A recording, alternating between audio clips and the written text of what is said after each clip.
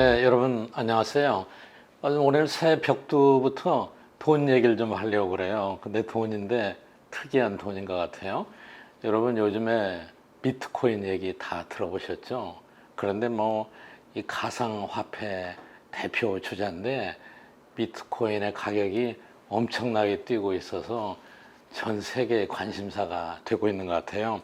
제가 오늘 1월 6일 날 녹화를 하고 있는데 어제 33,900달러 1 비트코인이 이렇게 끝났습니다. 그런데 이 절대 가격에 대해서 감이 없으시면은 불과 2, 3주일 전에 이게 2만 달러가 넘었다고 난리였는데 또 3만 달러를 넘은 거예요. 작년 한 해 동안에 300% 이상 급등을 했습니다. 그리고 이 비트코인의 성격상 약 한 2만 1,000개 정도가 딱 정해져 있는데 벌써 한 88% 가까이 채굴되어서 유통되고 있어서 이게 이제 앞으로 남은 게 많지 않습니다. 그래서 이런 기대치 때문에 가격이 더 뛰는 것 같아요. 이렇게 보면은 비트코인의 전체 시장 가격이 6천억 달러가 됐어요. 테슬라 해퍼급입니다. 대단하죠? 그런데 아직도 비트코인이 뭔가 궁금하게 생각하시는 분들이 굉장히 많은 것 같아요. 오늘은 제가 전체적인 가격 동향에 대해서 말씀드리고 다음 시간에 좀 더 이어서 얘기를 하려고 합니다. 작년에 제가 수업 시간에 들어가서 우리 1학년 학생들에게 여기 비트코인에 투자한 학생 손 들어봐요 그랬거든요. 그랬더니 저 상당히 놀랐어요. 한 4분의 1은 한 번씩 해봤다는 거예요. 그러니까 연세가 많으신 분들은 그게 뭐냐고 물으시는데 지금 젊은 세대들한테는 상당히 널리 확산되어 있는 것 같아요. 요즘 비트코인 하면은 두 가지 특성이 있습니다.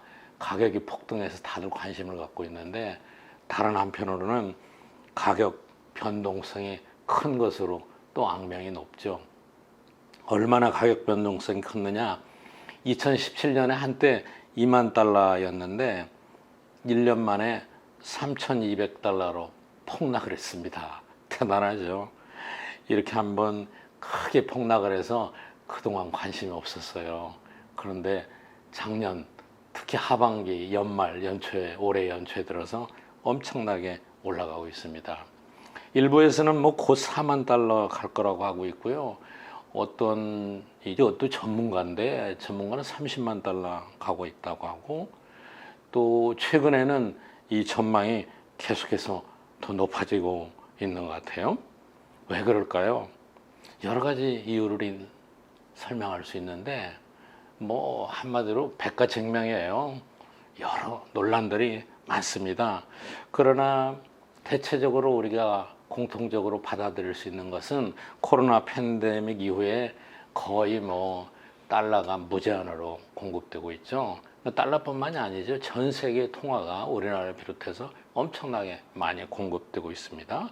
또 정부는 어떻습니까? 재정 지출을 엄청 확대하고 있는 것이죠. 그러니까는 이제 더 이상 정부가 발행하는 공적인 화폐의 가치가 더 이상 신뢰하기 힘들고 또 높게 유지되기가 힘들다는 생각이 깔려 있는 거죠. 그렇기 때문에 사실은 비트코인뿐만이 아니라 거의 모든 투자 자산이 급등하고 있습니다. 얼마 전에 발표한 독일은행의 자료에 하면은 돈 이외에 비통화 자산, 그러니까 금도 있고 은도 있고 뭐 석유도 있고 이런 거 많잖아요. 이게 한 33개 되는데 그 중에 28개가 작년에 모두 다 엄청나게 올라갔습니다. 그러니까 어찌 보면 아무거나 샀어도 올라갔다 이런 정도가 된 거죠. 그래서 통화가 많이 풀리고 따라서 모든 자산의 인플레가 올라갔다.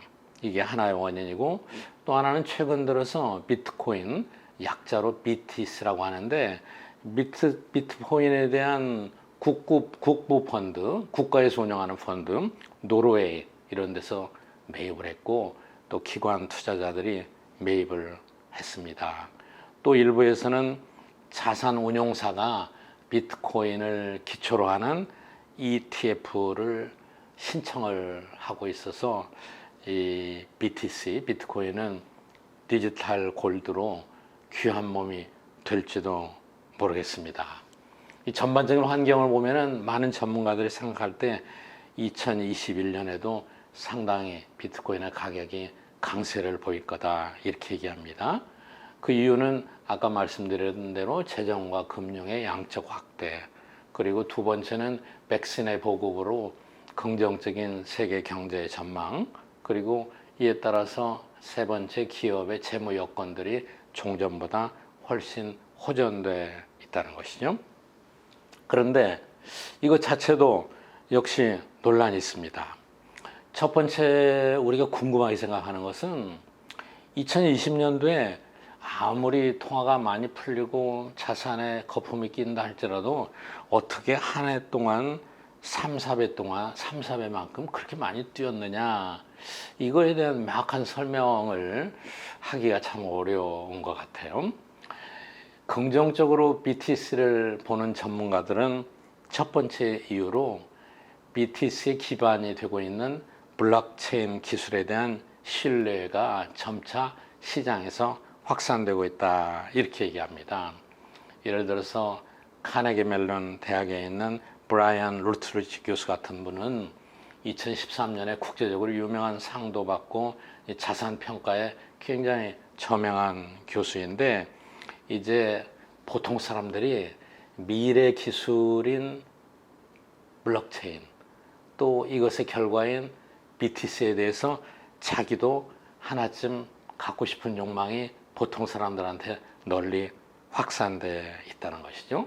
그리고 이제 기축 통화에 대한 신뢰성이 자꾸 떨어지니까 이거의 대안으로 BTC를 갖고 있으면은 어떨까 하는 생각들이 널리 확산되고 있고, 이거의 근저에는 이제 블록체인 기술에 대한 신뢰가 확산되고 있다는 것이죠.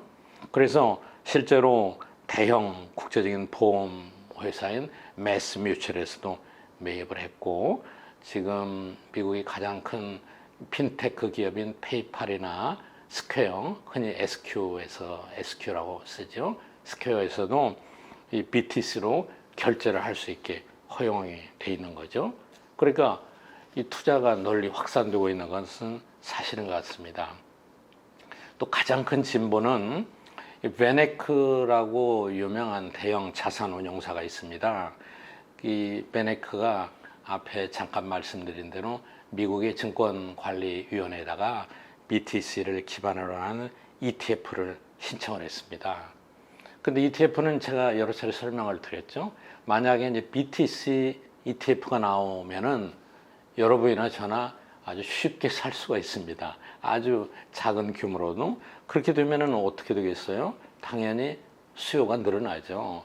그런데 공급은 제가 말씀드렸죠. 딱 제한되어 있다고 그랬죠. 그러니까 당연히 공급 부족이 발생하고, 이렇기 때문에 가격이 더 올라갈 거다 이렇게 보는 것이죠. 그런데 사실은 미국의 증권관리위원회 SEC라고 하죠. SEC에서는 2018년에도 이 BTC ETF를 승인을 거절했습니다. 불허를 했어요. 그 이유는 두 가지였는데, 이거는 이제 그 위조가 가능할 수도 있다. 그리고 거래 안전성이 보장이 안 되고 가격을 조작할 가능성이 있다. 이 두 가지 이유로 거절했거든요. 그런데 이 두 가지 이유가 완전히 해소된 것 같지는 않습니다. 그럼에도 불구하고 일반에게 널리 확산되고 있는 것도 사실이죠. 그런데 이제 바넥의 CEO인 그 이름이 바넥입니다. 젠 바넥인데, 이분이 뭐라고 얘기했느냐면은 BTC 가격이 급등하고 있는 가장 중요한 원인은 투자 수요가 늘어나고 있다. 사람들이 많이 원하면 가격이 올라갈 수밖에 없지 않느냐. 거기다가 이제 기관 투자자들까지 가세를 했다. 그렇기 때문에 여기서도 투자 수요가 발생한 거고, 또 나아가서 만약에 ETF가 승인이 된다면은 일반 대중에게 널리 확산될 것이기 때문에 수요가 급증하는 것은 명약관하게 눈에 보인다. 이런 지적을 했어요. 근데 이제 개인 투자자 입장에서 볼 때는 왜 BTC를 사려고 할까요? 대개 이제 경제학적인 관점에서 볼 때는 돈을 갖고 싶어 하는 원인, 욕구하고 똑같죠. 첫째는 이제 어떤 가치를 저장하는 수단이에요. 돈은 현금은 오래 갖고 있으면 가치가 보장이 안 되잖아요. 자꾸 뭐 인플레 되고 하니까. 그런데 BTC는 돈보다 나을 거다 이렇게 생각하는 사람들이 있고, 또 돈보다 나은 정도가 아니라 금보다 나을지도 모른다. 그래서 일부에서는 디지털 골드라고도 부릅니다. 그리고 또 하나는 이 중앙정부에서 발행하는 통화가 너무나 공급이 많아진다, 무제한적으로 발행된다, 이런 여러 가지 이유에서인 것 같습니다. 물론 부정적인 견해도 많습니다. 여러분, 경제 전망을 항상 조금 부정적으로, 비관적으로 보는 세계적으로 유명한 학자가 있죠. 뉴욕 대학의 닥터 둠, 어두운 둠이라고 얘기하는 루비니 교수 있잖아요. 루비니 교수 같은 분은 이거는 완전히 투기이고 거품이다. 어느 한순간 얼마나 빨리 폭락하고 얼마나 쉽게 무너질지 모른다, 이런 지적을 하고 있습니다. 그렇기 때문에 위험 자산에 대한 투자를 절대 해서는 안 된다, 이렇게 얘기합니다. 참 고민이 많아지죠. 저도 고민이 많습니다. 그런데 대체적으로 긍정적으로 보는 전문가들이 조금 많은 것 같아요. 그리고 상황이 2, 3년보다는 좀 더 달라진 것 같아요. 달라진 몇 가지 또 이유가 그럴듯해요. 첫째는 요즘에는 BTC가 귀하니까요. 여러분이 BTC를 갖고 있으면은 BTC를 남에게 빌려줄 수 있답니다. 그런데 공짜로 빌려주는 게 아니라 무려 시장에서 지금 6% 이자를 받고 빌려주는 거예요. 근데 요즘 은행 이자가 얼마나 낮습니까? BTC 갖고 있으면 6% 받으니까 괜찮겠죠? 그리고 또 보안성에 대한 신뢰도 높아지고 있어요. 과거에는 저게 뭔지 모르겠다, 누가 언제 공고를 늘릴지 모르겠다, 이렇게 의문을 가진 분들이 많았는데, 최근에는 그 의문들이 점차 줄어들고 신뢰성이 많이 늘어났다는 거예요. 그럼에도 불구하고 이 신뢰성, 보안성에 대한 또 공격도, 비판도 많이 있습니다. 예를 들어서 해킹이 불가능하다고 하는데, 앞으로 뭐 양자 컴퓨터가 나온다나요? 그걸 도입하면은 해킹이 가능하다, 이렇게 주장하는 분들도 있고요.